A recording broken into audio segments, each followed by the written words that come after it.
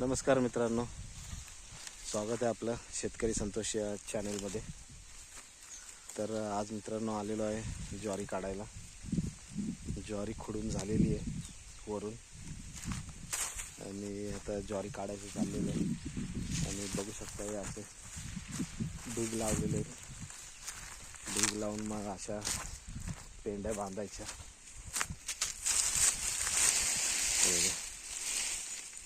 अशा पेंड्या बांधायच्या।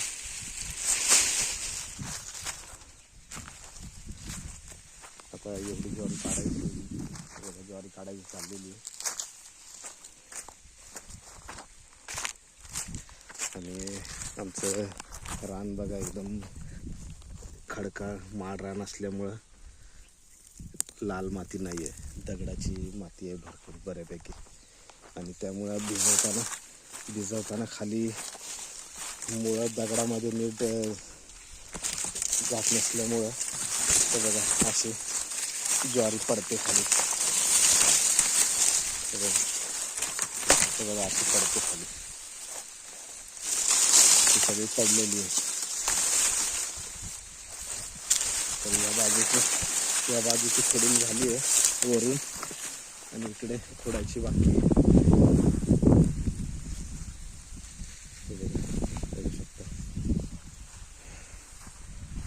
तर आता आमच्याकडं काय फक्त एक जर्सी आहे आणि 3 शेरड आहेत। त्यामुळं आम्हाला काय एवढी, हे बघा तुम्ही बघू शकता मागं जेवढी ज्वारी दिसते ना, सगळी आपली ज्वारी। तर इकडे सगळी, तर एवढी काय ज्वारी आपल्याला लागणार नाही। तर 30 रुपये एक पेंडी, 3000 रुपये शेकडा असं जातो पेंडीचा दर आहे।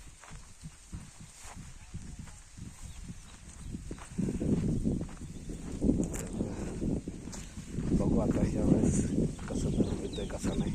भरपूर लोक इकडं, आमचा दुष्काळी भाग असल्यामुळे भरपूर लोक जोडधंदा म्हणून दूध व्यवसाय, परत शेरड करतात। आणि खुडलेली आहे बघा, खुडलेली ज्वारी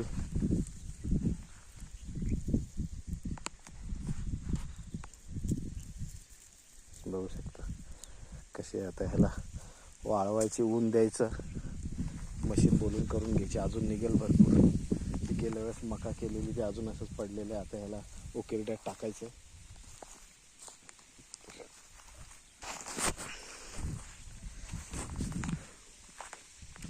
तर मित्रांनो, आपल्या चॅनलवरती नवीन असाल तर चॅनलला सबस्क्राईब करा, आपल्या लाईव्हला हाईप द्या, जेणेकरून आपल्या चॅनलला थोडी ग्रोथ मिळेल।